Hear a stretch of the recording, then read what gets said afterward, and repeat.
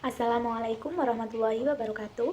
Perkenalkan, nama saya Evi Safira dengan NIM 440141908. Saya mahasiswi Prodi Pendidikan Biologi B Universitas Negeri Semarang. Pada kesempatan kali ini, saya akan menceritakan tentang konservasi badak bercula satu atau badak Jawa yang memiliki nama ilmiah Rhinoceros sandaicus. Badak bercula satu ini merupakan salah satu dari 6 jenis badak yang ada di Indonesia. Sesuai dengan namanya, badak bercula satu memiliki ciri khas yaitu memiliki satu cula yang berada di atas hidungnya. Badak bercula satu atau badak Jawa pernah ditemukan hidup di daerah Tasikmalaya. Namun untuk sekarang, badak bercula satu hanya hidup di Taman Nasional Ujung Kulon, Banten. Badak bercula satu hidupnya bersifat soliter atau lebih senang untuk hidup sendiri.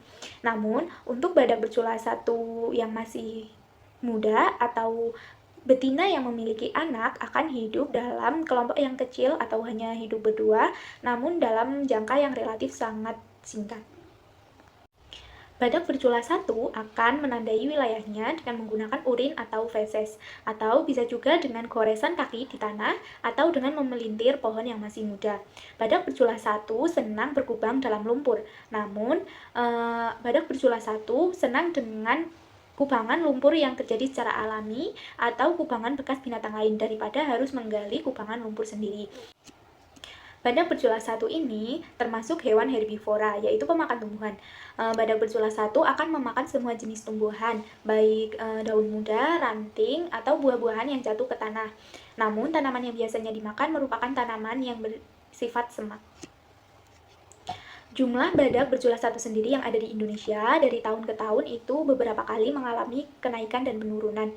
Pada tahun 1967, badak bercula satu itu berjumlah 30 ekor. Sedangkan pada tahun 1980, badak bercula satu berjumlah 50-60 ekor. Kemudian pada tahun 2008 terjadi penurunan menjadi 46-66 ekor. Kemudian pada tahun 2012 terjadi penurunan lagi yaitu sejumlah 37-44 ekor. Dan pada tahun 2021 itu mengalami kenaikan karena adanya kelahiran yang terjadi di Taman Nasional Ujung Kulon, yaitu menjadi sebanyak 75 ekor. Sedangkan untuk ancaman badak bercula satu itu sendiri, yang pertama adalah karena perburuan liar, kemudian ada kompetensi untuk memperebutkan makanan serta wilayahnya dengan banteng. Kemudian ada inbreeding atau perkawinan sedarah. Hal ini terjadi karena minimnya jumlah badak bercula satu, sehingga apabila terjadi inbreeding atau perkawinan sedarah akan menghasilkan keturunan yang cacat dan pertahanan hidupnya rendah. Kemudian, ancaman yang terakhir yaitu adanya penyempitan habitat asli badak bercula satu akibat penggunaan lahan oleh manusia. Karena besarnya ancaman yang dihadapi oleh badak bercula satu, lembaga WWF terus mengupayakan usaha konservasi. Usaha konservasi satwa ini dilakukan bersama Balai Taman Nasional Ujung Kulon. Salah satu usaha yang dilakukan adalah dengan memasang kamera trap di berbagai sudut habitat badak bercula satu untuk kemudian dianalisis. Balai Taman Nasional memiliki kekuasaan secara penuh untuk mengelola kamera trap, sedangkan WWF bertugas untuk melakukan analisis, baik itu analisis terhadap perilaku, pola makan, interaksi dengan lingkungan, fisiologis yang memicu stres, kondisi individu, serta ancaman penyakit bagi badak bercula satu. WWF juga mengambil sampel kotoran dari badak bercula satu untuk dianalisis DNA-nya. Hal ini sangat membantu dalam proses perkawinan agar tidak terjadi perkawinan sedarah yang menyebabkan keturunan cacat.